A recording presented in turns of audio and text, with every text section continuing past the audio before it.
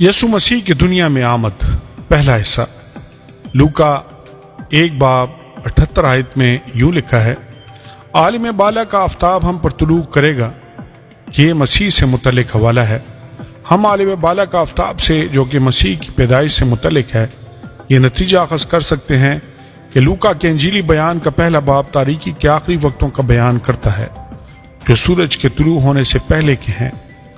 उससे पहले कि मसीह की आमद होती और बनी इसराइल के लिए यह रात बहुत लंबी रात थी, बल्कि पूरी दुनिया के लोगों के लिए जो मुनज्जी के इंतज़ार में थे। इसराइल की सारी तारीख में हमें बुलाहट नज़र आती है जिसका आगाज़ इब्राहिम से हुआ, और वो चीज़ जिसने उन लोगों को तारीकी के कई सालों में संभाले रखा, जो खुदा पर नज़र लगाए बैठे थे। एक उम्मीद थी कि एक दिन आफ्ताब तुलू होगा। मलाकी नबी ने पुराने अहदनामे की आखिरी किताब के आखिरी बाब में ये वादा किया था कि आफ्ताब सदाकत ताले होगा और उसकी किरणों में शिफा होगी। वो भी दरअसल यही बात कह रहा था जो 78 आयत में कही गई है कि आफ्ताब तुलू होगा। तारीकी मुस्तकिल नहीं, लेकिन ये भी सच है कि सूरज के तुलू होने से पहले तारीकी बहुत गहरी होती है। और मलाकी के बाद खुदा 1400 बरस तक खामोश रहा। इसराइल और यहूदा में कोई नबी ना आया। खुदा की तरफ से कोई मुकाशफा नहीं मिल रहा था। वो दौर गहरी तरीन तारीकी का था, क्योंकि 400 साल तक आसमान खामोश था और इसराइल जहनी दबाव और यूनानियों के जुल्म में डूबता ही जा रहा था। ये वो वक्त था जब गैर कौम यूनानी अपने गैर मबूदों और काफिराना अकीदे को इसराइल की मुकद्दस सरजमीन में ज़बरदस्ती ले आए थे और लोगों में फैलाने लगे थे। उनके बाद रोमियों ने भी अपने बुतों और मजहबी अकायद को उन पर ज़बरदस्ती लागू किया। इस तरह उस कौम पर दबाव बढ़ता ही चला गया और यहूदी लोग जितना भी चिल्लाते, खुदा का कलाम नहीं था और ना ही कोई नबी बरपा हुआ था। यह आफ्ताब सदाकत कहाँ था? किसी ने सोचा भी ना था कि इस नबूवत की तकमील में 400 साल का अरसा लग जाएगा।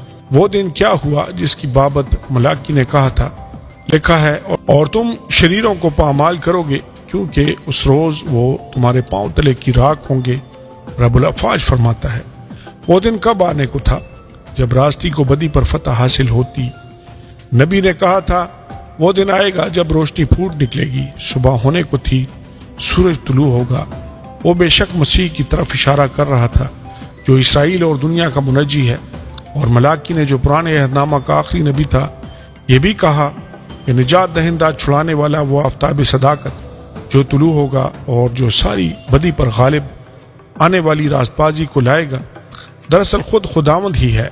क्योंकि मलाकी 3:1 आयत में यूं लिखा है, देखो मैं अपने रसूल को भेजूंगा और वो मेरे आगे राह दुरुस्त करेगा। और खुदावंद जिसके तुम तालिब हो नागहान अपनी हैकल में आ मौजूद होगा। हाँ, अहद का रसूल जिसके तुम आरजुमंद हो आएगा। रब्बुल अफ़वाज फरमाता है। रब्बुल अफ़वाज फरमाता है कि खुदावंद आने वाला है, इसलिए हम जानते हैं कि मसीह जो आने वाला है दरअसल खुदा ताला खुद है।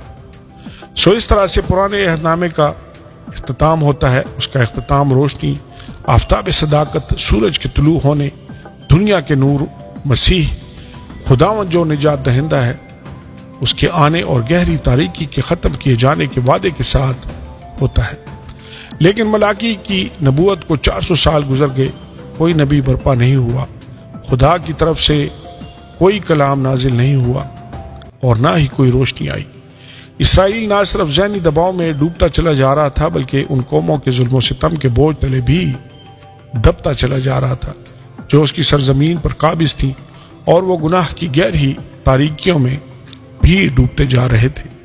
इसराइल ने पुराने अहदनामे के हकीकी पैगाम को तर्क कर दिया था और झूठ की पैरवी शुरू कर दी थी, जो अमाल के जरिया रास्तबाजी, खुद रास्तबाजी और हर उस चीज पर मबनी थी जिससे खुदा को नफरत है। रोशनी कहाँ थी? सूरज कहाँ था? वो छुटकारे की सुबह कहाँ थी? हर यहूदी की दिल की उम्मीद कहाँ थी? ये जानना बेहद जरूरी है कि मलाकी की पेशनगोइयों का एक अहम अंसर जिसे नजरअंदाज नहीं किया जा सकता। हाँ, उसने कहा कि रास्तबाजी का सूरज तुलू होने को है, लेकिन उसने ये भी कहा کہ اس کے آنے سے پہلے، سورج کے طلوع ہونے سے پہلے، مسیح سے پہلے، نجات دہندہ آنے سے پہلے ایک نبی آئے گا جو اس کی آمد کا اعلان کرے گا۔ ایک اعلان کرنے والا، اسے اکثر پیشرو کہا جاتا ہے۔ ملاکی نے کہا، لکھا ہے، دیکھو میں اپنے رسول کو بھیجوں گا اور وہ میرے آگے راہ درست کرے گا۔ ایک پیغمبر آ رہا ہے جو آفتاب صداقت کے طلوع ہونے اور صبح ہونے کا اعلان کرنے والا ہے۔ در حقیقت یسایا نبی نے بھی اس کے حوالے سے یہ بات کی۔